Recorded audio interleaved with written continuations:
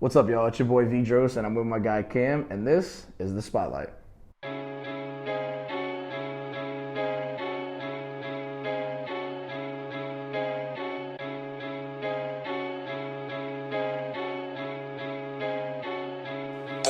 You better wake up and get it. Ain't got no time for no quitting. Your pockets might be on mission, but that's called temporary digit. Get off the couch and get lifted and say that this how we did it. Cause it all started with a podcast called Separate Living. Let's go. All right, welcome to another episode of the Spotlight presented by the Separate Living Podcast. You have your host, Kam Campbell, here. It's 1, 2, 3, 4, 5, 6, 7 guys. I don't know. Anyway, but so today, I got my friend, my real good friend, hard-driven man, guy who's, I think he was created by music, not with music. I think so. I think he is. But anyway, I have the one and only Mr. Vedros. What's up? How you doing? I feel pretty good. Thanks for having me. Yes, sir. Yes, sir. Anytime, man. So, look, FYI, we've been trying to get this interview going for a long time. It's been a little minute. Long, man. He's busy, I'm busy. But we got it, though. We here. We making history, as right always. here, As right always. So, musically inclined, Vedros. Yes. That's your new title, by the way. Okay, I like it. Put it on the album. Yeah. No, I like Copyright. So, I got to make sure it works and everything, but yeah, it should be good. yeah, that's true. So, quick question. All right. When it comes to your music, what's your ultimate message? Let's start off with that. Make it as authentic as possible, at least for my background and what like the experiences that I've been through. Mm-hmm. Just different things like that. Like there's a lot of things that people are very like putting in the shadow that nobody really wants to know about. Yeah. I'm trying my best to at least have those kind of like motivational skills to be like, yo, like this is actually me. This is what I want to produce. This is the kind of things that I'm experiencing. This is my perspective on things. And I guess my big message would really be just to not give up on something that you know is going to work, if that makes sense. Okay.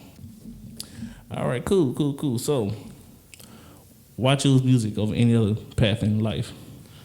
I feel like it was the most I could relate to.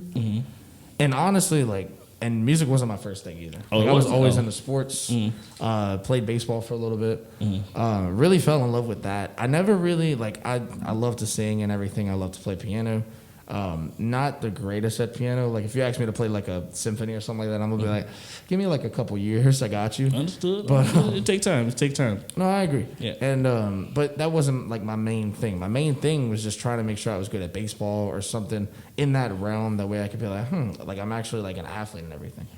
Later down the line, I think in high school, like my sophomore year, a friend of mine was like, hey, you should try out for this talent show. And I was like, okay, let's just see what happens. And from there, it went from me being introduced into music to me being in a choir and everything to me learning how to make it into where I am now. Okay, so if you can collab music and baseball together, how would you do that? I would probably like use my own like music as walk-up songs. Okay. That would be my thing. I can see it. You know what I mean? And just have that like mentality going into it. Like, okay, I'm about to like really do some good damage for this. Oh, so yeah. that would be my thing. I think that's really the only thing that I could think of at the moment. But I mean, there could be other things going along. So we'll have to see. Okay, so like when you played baseball, what was your position? Second base. Okay. Was also very short, as you can tell. It was just kind of like. Sit down. Don't nobody know the truth. I man. know.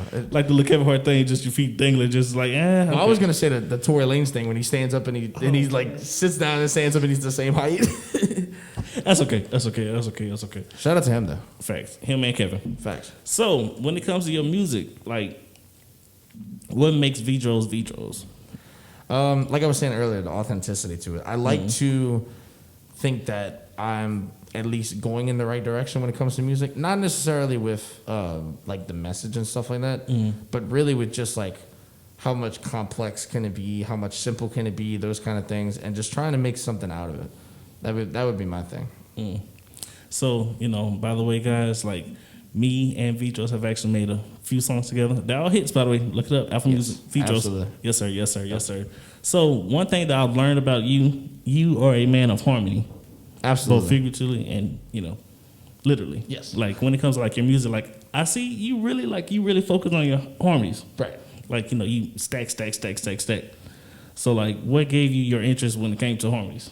I think it was this was 2018, right? And I was just starting to get into the music, like trying to figure out like how to write music and everything. I had just got this like program to where I could use it and try to like come up with some stuff. And I really like my original plan was I'm gonna start like making like the beats and everything, and then go from there. But it kind of didn't really turn out like that. Like I did make a couple beats for a couple of different people, and for myself as well. But a lot of it was just really like finding the soul with it, and a lot of what I was like portraying and messaging and everything like that. Because most of the things that I talk about is like relationships and love and that kind of like aspect to it. When I came up with the harmonies, it really like most of what I've been able to do is because of Charlie Puth. Like that was his thing, I guess. And whenever I think it was Voice Notes that came out in 2018. Yep. And like just the authenticity of like how he's been able to not only write the music, which is already tough as it is, but come up with those harmonies that like make it stand out. And I mean, he's grown up on like jazz and blues and R&B and everything. Like 90s R&B is his thing. Yeah. And I felt like going off of that, the only thing that I could really think of was the harmonies. And a lot of what, like I was saying earlier, like a lot of what my message is just finding that like true kind of like real love and everything like that. Like having not just necessarily a feeling to it, but just actually like seeing that commitment grow into what it is. Pretty much like art. That's it, yeah. Exactly. Okay, so let me ask you this. So speaking of Charlie Puth, what's your favorite track by him? Oh, that's tough. I would have to say I was just listening to Done For Me in the car, which is really good. Yeah. Produced by him and like sung by him and everything. I would have to say Attention. Only because of how much, like not only the promotion wise with it, like how much he was able to do with it, but I guess just the simplicity of it too.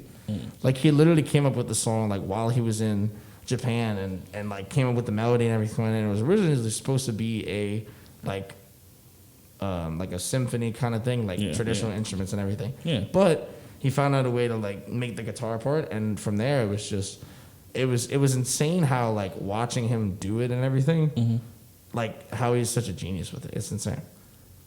Okay. I think my favorite one, I forgot the name of it, but it's the one he did with Boyz II Men.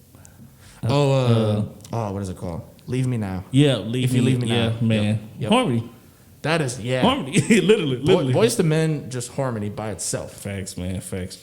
Like, I feel like if I would see them live, like, I wouldn't know what to do with myself. Like, they are just, like, their tone is just exquisite, if I could say the least. Like, that's just... I be trying to tell people about Boyz II Men, but they just like, no, they're old, they gonna stop. But anyway, we're not gonna get into that. Come on. No. So, let's talk about your roots when it comes to music. Yep. You know, let's talk about where you're from and, you know, the musical roots behind Vedros.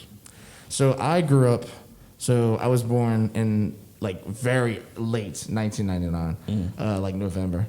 And I was growing up around New Orleans, grew up around a lot of swamp pop, a lot of country, a lot of R&B in that era. A lot of what the radio was to me was pop, R&B, and country. So, and most of those I really, like I'll do a little bit of country covers every now and then, but mainly what it was pop and R&B. Justin Bieber was one of those kids that was like, that got like super big off of YouTube. Like nobody saw it coming. Yeah. And so that was one of my inspirations growing up, was like trying to emulate that. I always was able to sing. Like there was not a point in time where I was like, maybe I can do this, maybe I can't. It was just all about like, how do I grow from there? That kind of thing. And I guess with Justin Bieber and Justin Timberlake, another really amazing artist too. Vocalist. Yes. Up there. Yes, 100%. Yeah. Michael Jackson, those kind of things. All those kind of artists that just have that kind of taste to it. Selena Gomez early on, Demi Lovato early on. A lot of those just had like some kind of resonance with me, and so I stuck with that. And I kind of tried to get into some swamp pop when I was younger, but did not really work that well. Hey, so it's okay though. But I tell you what, you got to find your own thing. Yeah. That's me. Yeah. So how did you know when you found your own thing? I guess I'm still trying to find it, to be honest. Ooh, that's deep right there. Honestly, that's deep right there. And honestly, like a lot of what I've been able to do now is just, like I was saying, experiences. And a lot of what, like instrumentals I would find, like people would send and everything like that. I guess I'm still trying to find it in a way. like there's a couple things that I would really really want to do. Like for example, like collaboration with more like female artists or something like that. Collaborations with people around the world and everything. I've actually just collaborated on a song with this guy Spirit. Shout out to my guy. He's from Britain, I want to say, like the UK, which is pretty cool. Oh man. But yeah, I mean, it's for me, it's all about the process and trying to figure out what things are actually going to make you like spark up and be like, this is like what I can put 100% into. So. Understand. Okay, so let me ask you this one. So, any artist, both dead or alive, you, Vedros, and any artist, put the name of the song together and the artist. Go. If you could have any artist, okay, either dead or alive. Waiting on Time is the title. Okay. Drake. Ooh. I think that would be pretty cool. Why Drake? I think just he has a lot of like he's able to do a lot of genres at one time. Yeah. And I think his brand has been based on like not necessarily the underdog, but like how dominant he's been. Like just with anything that he does, it just touches the gold. Whether it's a really good song diamond, or really or platinum. Yeah, right. So it's like, I mean, he's just that kind of guy is just insane to see, like how his growth was and everything. We were just talking about that earlier with him being like on the wheelchair and the grassy and stuff like that. Yeah. Like when he was back Aubrey, then. yeah, man. Why are you calling me? Keep going. But I would, I think Drake, either Drake or The Weeknd. The Weeknd. That would be my thing. But like their tone with their music, especially The Weeknd, like you cannot, I think, and this is just solely me being invested in him for as long as I have been. Like his tone and his quality with his music is just unmatched. And I think with the whole After Hours rollout and everything, like you can't really get anything better than that. I think with Drake, his is more, it is consistent to a degree, but at the same time, like you have those kind of quality songs that are like, ooh, those are really good. You have some of the songs that he does like the reggae songs every now and then, the more poppy ones. The one that he did with Lil Baby is like completely different than some of the other ones that he's made. So he's just very versatile. So that was my thing, was going into music was like I want to make sure I'm versatile. I want to make sure that I know, like I'm not like sectioned down to one genre, and that's kind of been my thing. So I can understand that. Yeah, like Drake Drizzy. That's it. Yes, sir. Like, but I get that though. Like, when I created this platform of a podcast, like I didn't want to just be just strictly on just music. With artists. Like I want to have entrepreneurs, authors, readers, pretty much anyone and everyone that actually. Well, I think a lot of it is like when you call like the spotlight and everything on that, like your persona with it. Yeah. I think a lot of it just has to deal with people finding that glitch. Yeah. And a lot of it, and that's what my aunt calls it. Shout out to my aunt Joyce. Shout out to her. Yes. Glitch meaning like their thing, like that one thing that you can't really live without, kind of thing. Right. That was music for me growing up, and that was sports for me growing up. But a lot of people nowadays are just like trying to find their own thing, and it works. That's true. And a lot of it has to do with like, like this person's doing it, let me mimic off of that, and then try to grow into something from there. Yeah. So I think a lot of it is like just finding your own thing, and that's why I'm saying the process and having that perspective is so important. That's true. I definitely that 110%. So not just 100, 110. 100, yeah. You caught that. You caught that. So if you were to make a song with The Weeknd, okay. You told me about the one with Drake. Yes. So if you was to make a song with The Weeknd, exactly what would that one be called and why? I think it'd be a club record for one. Okay. Something more bouncy. Maybe something. Maybe like Skyfall or something like that. Skyfall. And really, like the inspiration for that really would be like kind of like 007-esque, like that persona with it, mixed in with his After Hours stuff. I think that would be insane. That would be a really cool track. And it probably would go like in the top 10 for sure. Okay. Anything The Weeknd is going at least to the highest part. It's going up there, automatically. Him and Drake. Absolutely. And Vedros, by the way. Yeah, I said it. I said it. One day. So, oh man, look, one day, someday, it's all good. That's all you got. And that's why I'm saying the process is so important, because like they started off like you saw how The Weeknd started off. Yeah. And him with the trilogy kind of blowing up into that, and then with Kissland and Beauty Behind the Madness. And then with Drake, with going from Degrassi into music and everything, like Yeah. there's always a start and there's always a finish line. But nobody wants to know what the finish line is if they haven't seen the process yet. Yeah, that's true. And I noticed something about a lot of people. Like, people looking at it from the outside in, you know, looking at Drake's life or looking at your life or my life, people never see the process behind, you know, the work. Right. They only just want to see the prizes from it. They'll never want to see the process. And I think, like, and a lot of it has to do with, like, nowadays everybody's so individualized. Yeah. And a lot of it is just seeing where your own path lies. Because not everybody's going to be in groups. Like, I mean, you're pretty much in this life by yourself. I mean, it's a hard truth, but at the same time, like, it's not going to be always by yourself. You feel me? That's true. Yeah, but finding, like, your core instincts and finding, like, the things that make you feel a certain way about certain things, I think that's what makes us all unique. And it's really, really pretty cool to see that. That's definitely true. That's true. So let's get more back into your music. So Let's do it. do you remember the very first song that you ever wrote? Yes. You do? Yes. Okay. This was 2017. I think it was about late July. I was about to go to a friend's house, and then I came up with this idea about making a song about, like, finding somebody and then, like, leaving your hometown and, like, going somewhere else to kind of start a new life. So I made this song called Getaway, which is actually still on my old SoundCloud, which is, like, I think it has, like, 600 plays or something like that, which isn't bad. Like, the first week, I think it got to, like, 300 plays, and I was like, holy Lord, like, that was an accomplishment for me. Right. And so, and it was all made on my phone. Like, all the instruments and everything, all the vocals, yes, everything. And that was the start of it. And then it was the song You and Me, which is also on my old SoundCloud, and that got to about 100 views on the first week also. So a lot of it was just trying to find that consistency. And honestly, those two songs I haven't, like, I memorized those, like, word for word because they were the foundation of it. Those were literally your babies. That was it. Yeah. That was it. I understand that. And You and Me had, like, a, I guess, more emotional side to it. The piano part with the Rhodes, like, gives it that kind of tone where it's like, maybe it's actually, like, something different. Yeah. So.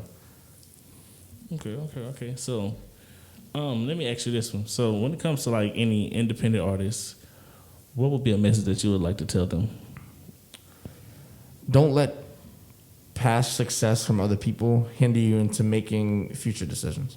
And what I mean by that is when people say that, you know, oh, I'll never be a Drake or a Weeknd or stuff like that, or I'll never be like Ariana Grande, everybody has that start, and everybody has to go through this process to kind of mold you into the person that you want to be.